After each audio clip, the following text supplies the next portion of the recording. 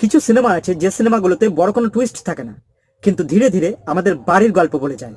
আজকে কথা বলবো নারী চরিত্র বেজায় জটিল সিনেমাটি নিয়ে। সিনেমাটির নাম শুনে মনে হতে পারে খুব হাসির একটা সিনেমা, কিন্তু যদি সিনেমাটার একটু গভীরে যাওয়া যায়, এটা আসলে পরিবার, সম্পর্ক আর মানসিকতার গল্প। এই সিনেমা আমাদের খুব পরিচিত কয়েকটা প্রশ্ন তোলে।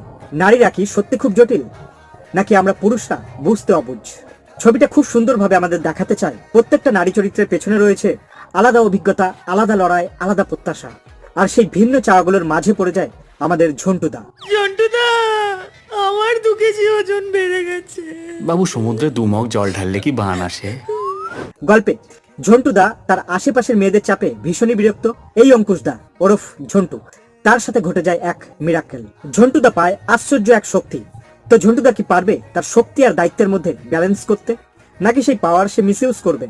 সেটা নিয়েই ছবির গল্প মূলত এগোয়। আর এই পাওয়ারের মাঝে ঝন্টুর লাভ ম্যাজিক আঁখি। আখি এই জটিল বুদ্ধিহীন নারীদের দুনিয়াতে একটি সরল বুদ্ধিমতী মহিলা।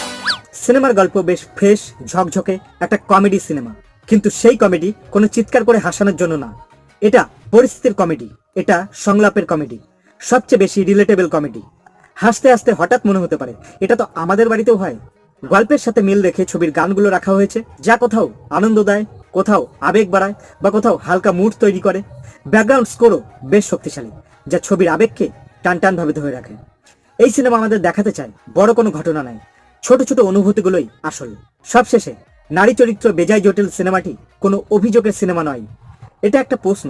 আমরা কি একে অপরকে সত্যি বুঝতে চেষ্টা করি? সিনেমা নিয়ে এরকম আরো মজার মজার গল্প শুনতে আমাকে ফলো করুন। নবান্ন চা। নবান্ন কেন? দিদির মনের কথা দিয়ে শুরু করবো। এই না না না, দিদি না।